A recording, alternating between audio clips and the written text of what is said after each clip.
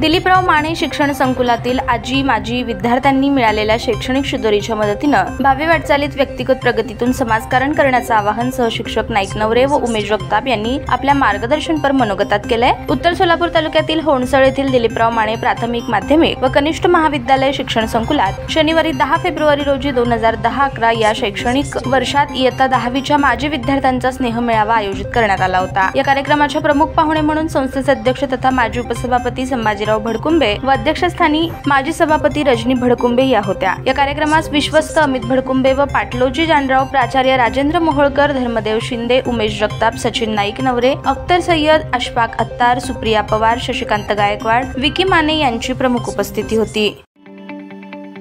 ताज्या बातम्या पाहण्यासाठी प्राईम महाराष्ट्र न्यूज चॅनलला सबस्क्राईब करा।